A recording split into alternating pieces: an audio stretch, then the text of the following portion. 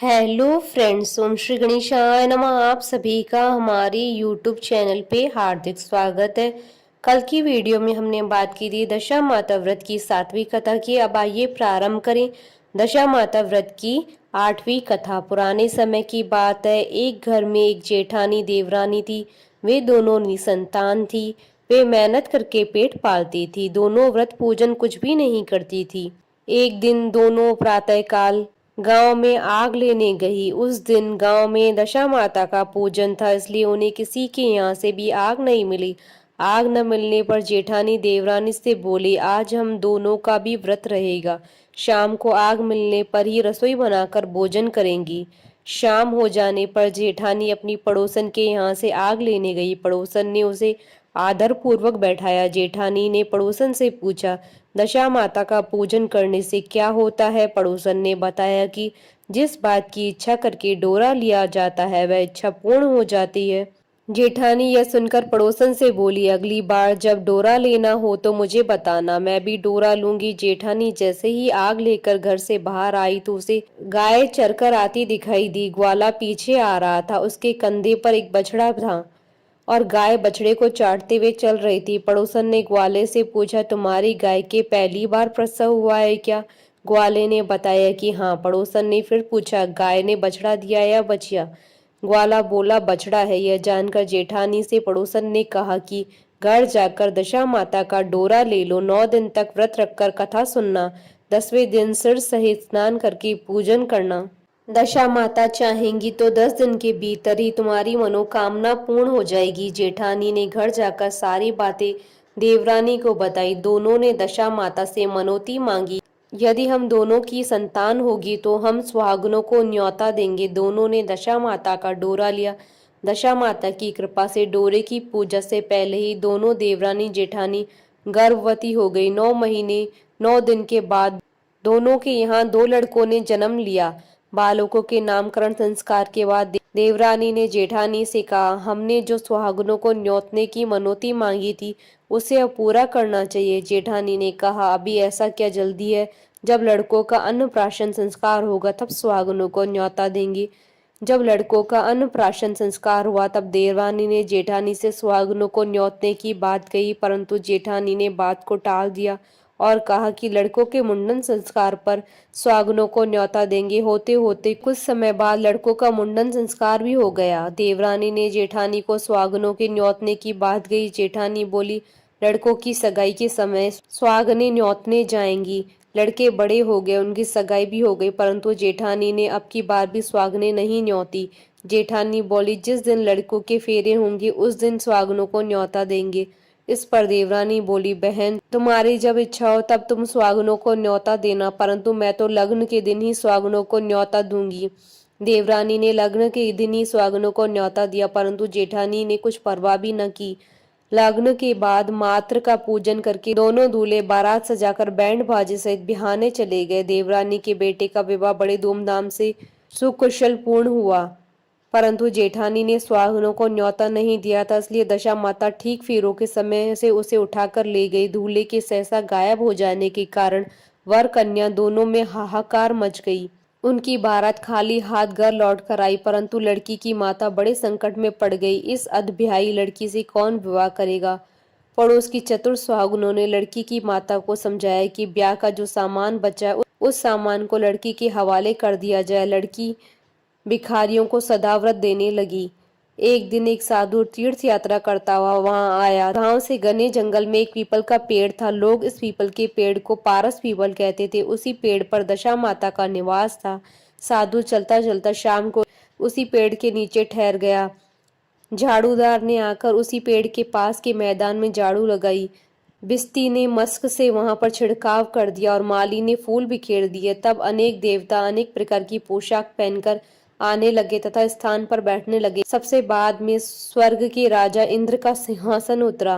इसी के साथ स्वर्ग की अप्सराएं आकर भी सिंहासन के चारों ओर नाचने लगी। उसी समय अधब्याय लड़के को गोद में लेकर दशा माता पीपल के पेड़ के नीचे उतरी। इंद्र के साथ स्वर्ग से एक सूरा गाय भी आई थी। उसने 2 गिलास दूध दिया था। अधब्याय लड़के ने एक भाग के गिलास का दूध रख लिया था, दूसरे गिलास का दूध भी पी लिया था।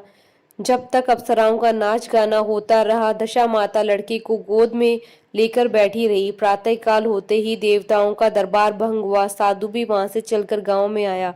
साधु महाराज गांव में भिक्षा मांगते मांगते अधब्याई लड़की के घर पहुंचा। लड़की ने आदर पूर्वक साधु को बैठाया और भोजन तैयार किया।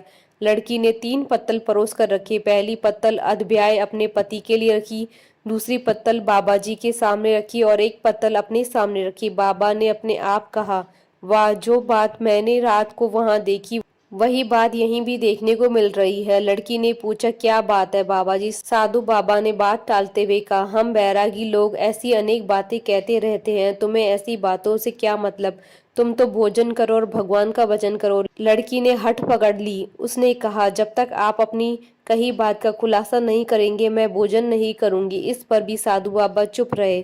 तब लड़की बोली, आप साधु हैं और मैं सती हूँ। आप या तो अपने कथन को स्पष्ट कीजिए, आपने रात में क्या देखा, नहीं तो मैं आपको शाप दे दूंगी। तब साधु बाबा ने रात का सारा किस्सा कह सुनाया। सुनकर लड़की ने बाबा के साथ पीपल के पेड़ के पास जाने का निश्चय कर लिया। साधु बाबा आगे चले और लड़की उनके पीछे पीछे चलती रही। साधु बाबा लड़की को पारस पीपल के पास छोड़कर चले गए। संध्या होने पर नित्य की तरह जमादार ने झाड़ू लगाई, बिस्ती ने अपनी मस्क से पानी का छिड़काव किया, माली ने फूल बिछाए, देवताओं के राजा इंद्र आए, अप्सराओं का नाच गान प्रारंभ हो गया। उसी समय दशा माता पीपल के पेड़ से उतरकर दरबार में बैठ गई। लड़की ने सूरा गाय का दूध लिया और 1 गिलास अधब्याई लड़की के लिए रख लिया। जैसे ही लड़के ने दूध का गिलास मुंह पर लगाया, त्यों ही लड़की दूसरा गिलास हाथ में लेकर वर के सामने आ गई। वह बोली, अपना भाग लेने के लिए मैं उपस्थित हूँ, मेरे लिए क्या आज्ञा है, मैं सेवा करने के लिए तैयार हूँ। तब लड़का बोला, मैं इस तरह से तुम्हें नहीं मिल सकता, मैं दशा माता की सेवा में रहता हूँ, मुझे अभी दरबार में जाकर दशा माता की गोद में बैठना होगा। यदि तुम्हें मुझसे प्यार है तो दशा माता को प्रसन्न करके उनसे अपने लिए मांग सकती हूँ, तब मैं तुम्हारा हो सकता हूँ। लड़का दूध पीकर दशा माता की गोद में जाकर बैठा। लड़की अप्सराओं के साथ नाच गाने लगी। जब सवेरा हुआ तो दशा माता ने इस नई लड़की को बुलाकर पूछा, तुम कौन हो? तुम्हारे नाचने से मैं बहुत प्रसन्न हुई हूँ, जो कुछ मांगना हो मांग लो।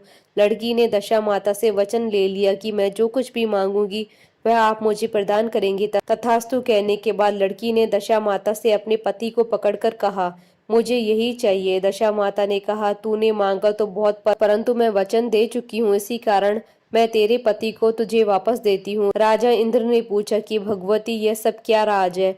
मैं इस राज को जानना चाहता हूँ। तब दशा माता ने बताया कि यह लड़का मेरे वरदान से ही प्राप्त हुआ है और इसकी माता ने मनौती मांगी थी कि लड़का पैदा होने पर सुहागनों को न्योता दूंगी, परंतु उसने अभी तक अपना वचन पूरा नहीं किया। इस कारण मैं इस लड़के को विवाह मंडप से उठा लाई थी। यह लड़की उसकी अध्यायी पत्नी और पतिव्रता है। पतिव्रता होने के कारण यह देव समाज में पहुंचकर मुझसे अपना पति मांग रही है। दशा माता के ऐसे वचन सुनकर इंद्र सहित सब देवताओं ने वर वधू के ऊपर पुष्प की वर्षा की। तब तक साधु बाबा भी वहां पर आ गए। साधु बाबा दूल्हा और दुल्हन को साथ लेकर गांव की ओर चल पड़े। जब ये तीनों गांव के समीप पहुंचे तो गांव वालों ने दूल्हा दुल्हन को देखकर लड़की के पिता को सूचना दी कि तुम्हारी पुत्री अपने दूल्हे के साथ आ रही है। जिस दिन से लड़की चली गई थी उसके पिता ने लोकाहास के डर से बाहर निकलना बंद कर दिया था। गांव वालों की यह बात सुनकर उसने घर की किवाड़ बंद कर लिए। उसने समझा कि लड़की साधु बाबा के साथ आ रही होगी, इसलिए लोग मेरा उपहास कर रहे हैं। जब गांव के गणमान्य व्यक्तियों ने भी वही बात बताई तब उसने किवाड़ खोले और बाहर निकला। जब उसने सचमुच अपने द्वार पर लड़की और दामाद को खड़े देखा तो उसकी प्रसन्नता का ठिकाना न रहा। लड़की के पिता ने इस खुशी के मौके पर बहुत दान पुण्य किया और फिर से विवाह की तैयारियां की। लड़की ने अपनी माता से कहा कि इस तरह से विवाह नहीं होगा, पहले दूल्हे की माता सुहागनों को न्योता देकर बारात लेकर आए, तब भी विवाह के नेक पूरे किए जाएं। लड़की के पिता ने लड़के के घर खबर भेजी। लड़के की मां ने पहले सुहागनों को न्योता दिया, तब बारात चली। बड़ी धूमधाम से विवाह हुआ। वर वधू दोनों अपने घर पर आ गए। वधू की खुशी में लड़की की माता ने दोबारा सुहागनों को न्योता दिया।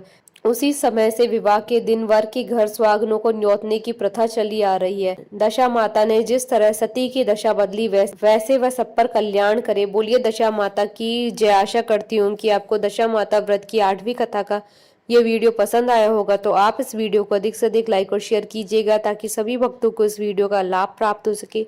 आप हमारे चैनल को सब्सक्राइब जरूर कीजिएगा अगर अब तक नहीं किया है तो, ताकि आप और हम कनेक्टेड रहें। साथ ही प्रेस करना ना भूलिएगा बेल आइकन को, जिससे नए वीडियो से रिलेटेड नोटिफिकेशन आपको तुरंत प्राप्त हो सके। ओम श्री गणेशाय नमः।